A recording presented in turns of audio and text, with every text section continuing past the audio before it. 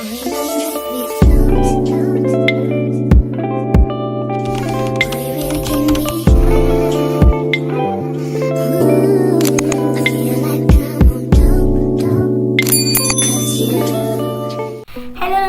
Welcome back again to my channel. मैंने recently एक video upload की है ओकी को डॉल की पूरी स्टोरी बताई है। इस वीडियो के बाद उस वीडियो को जाकर देखना और उस वीडियो के लिंक मेरे डिस्क्रिप्शन में है, तो जाके प्लीज़ चेकआउट करना। और आज की वीडियो होने वाली है 3 ऐसे हॉन्टेड प्लेसेस के ऊपर जहाँ पर आप विजिट कर सकते हैं। अगर आप कभी घूमने जा रहे हो तो आप वो जगह भी विजिट कर सकते हैं। तो बिना देरी के वीडियो की तरफ बढ़ते हैं, पर उससे पहले लाइक, शेयर, सब्सक्राइब और कमेंट करके जाना और मुझे इंस्टाग्राम पे फॉलो कर देना। एक और चीज़, अगर आप कभी ऐसे हॉन्टेड प्लेसेस विजिट करते हो तो मेरा नाम मत लेना कि हाँ इसने बोली थी, अपने रिस्क पर जाना। The grand party tower in Mumbai considered as one of the most haunted places in the city. अब रीज़न क्या है, ये वर्ड मैं नहीं बोल सकती हूँ वरना यूट्यूब मेरी वीडियो डिलीट कर देगा।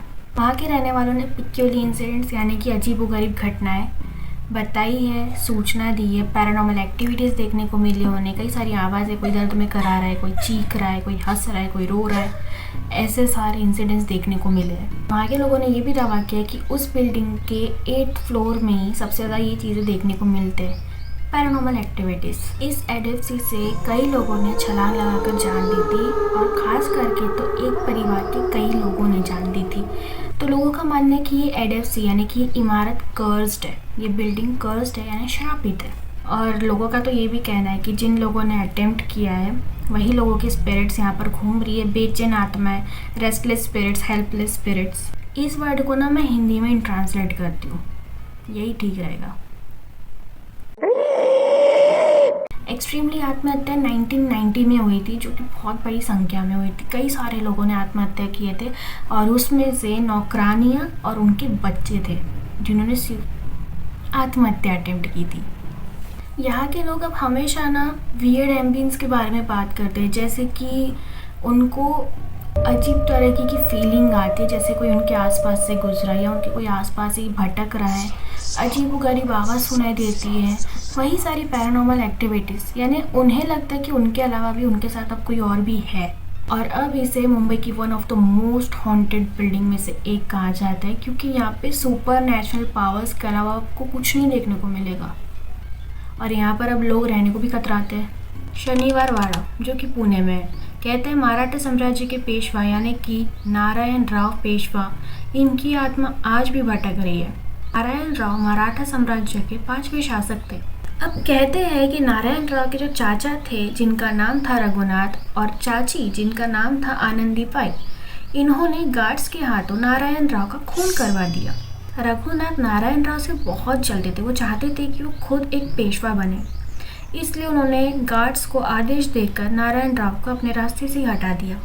अब कहा जाता है कि पूर्णिमा की रात को नारायण राव की चीखने चिल्लाने की आवाज़ आती है और वो ये कहते हैं कि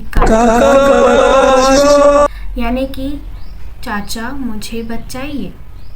देखो यार, अपने चाचा पे इतना भरोसा करते थे और उसी चाचा ने वहाँ के लोगों का तो ये कहना है कि उन्होंने नारायण राव की स्पिरिट को देखा है और चीख चिल्लाने की आवाज़ यूनिक टेस्ट में आती है, यानी कि जैसे कि अमावस्या की रात हो, पूर्णिमा की रात हो और भी काली रातें। पता नहीं मेरे को क्यों बुरा लग रहा है उनके लिए।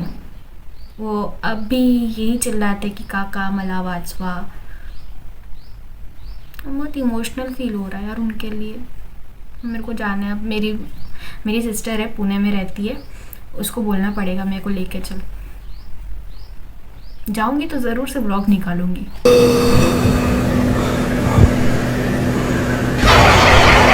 The Ayesha villa in Lonavala.